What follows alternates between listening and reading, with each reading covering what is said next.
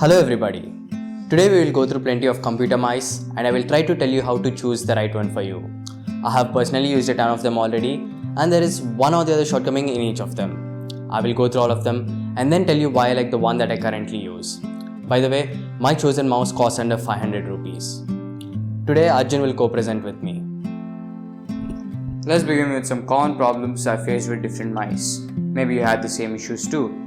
We have owned a mix of both inexpensive and mid-range mice, but most of them did not last over 6 months. This HP mouse came in a combo. It has jumpy behavior on most surfaces. The movement is not smooth because of the small feet.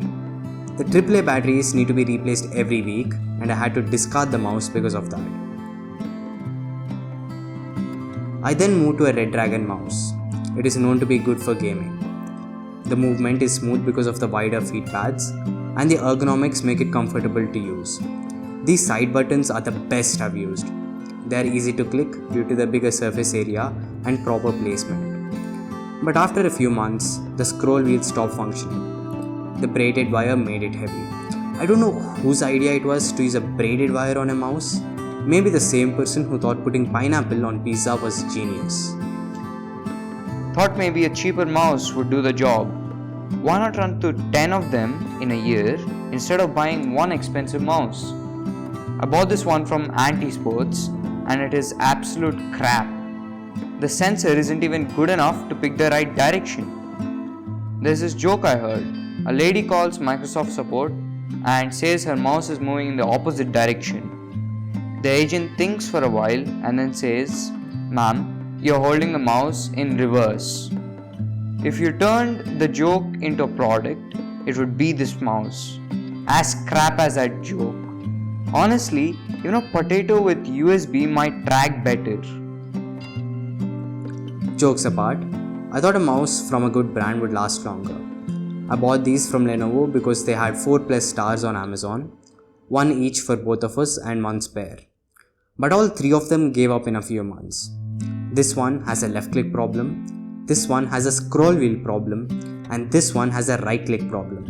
So all 3 together can now make one good mouse. I thought about claiming the warranty, but to my surprise, none of the serial numbers on the mice could be validated on Lenovo's website. So here's a tip. As soon as you get a mouse, validate the serial number on the manufacturer's website. If not found, give it back within the return period. Otherwise, congratulations, you now have an expensive paperweight. Well, after that joke in the form of a mouse, I bought this one from HP. Turns out it is called a laptop mouse and it is tiny for my hands. So small you can hide it in your palm. It has a glossy surface which makes clicking slippery. You gotta rub your fingers in dust before to use this. Also, the scroll wheel is smooth with no texture, which makes it slippery too. You'd be scrolling all day and the page wouldn't even move an inch. So this one is a tiny crap. It looks like a toy, but doesn't bring joy. I got this one as a birthday gift, the Razer Death Adder Essential. I've read it's a very reliable mouse and it was wonderful while it lasted, but it only lasted 8 months before the scroll wheel gave up. I'm not sure what it is about scroll wheels, but they tend to go very easily these days. Everyone is doom scrolling and I think that is the reason scroll wheels die quickly. Apart from the scroll wheel, everything else works perfectly, but I can't get my work done without scrolling, can I? Would it not be good if we had a mouse in which we could replace just the scroll wheel? Some higher end models like Logitech's MX Master series do have more durable metal or hybrid mechanisms, but even they aren't user replaceable. Since we were buying so many mice, our Don summoned us. When we told him where our pocket money was going, he said, "Buy Logitech. I've been using one for 15 years and it still works like a charm." So I bought this one from Logitech. The design is industrial, perfect for ambidextrous use. This one lasted almost a year before giving up. It just wouldn't turn on. Besides, there's no way to know if it's on or off. The sensor is infrared, so it doesn't glow and it has no indicators. Also, it uses AA batteries, which makes it heavy and not good for gaming. Fat crap this.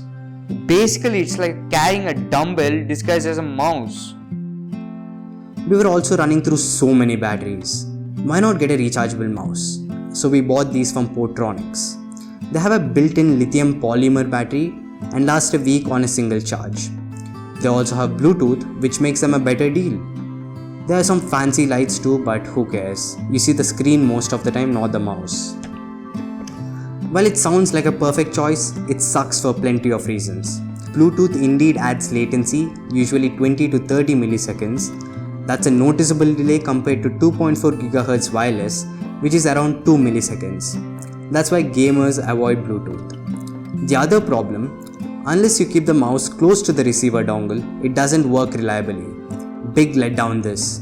A wireless mouse that needs to sit next to the receiver is basically a wired mouse with trust issues.